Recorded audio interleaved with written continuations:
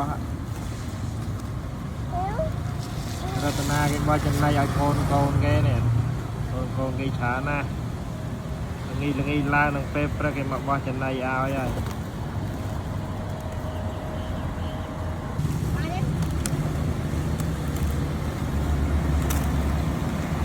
mà lấy bà vậy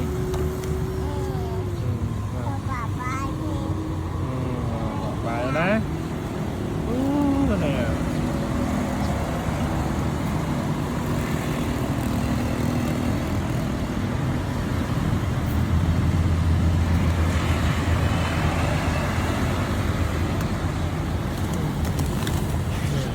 bánh co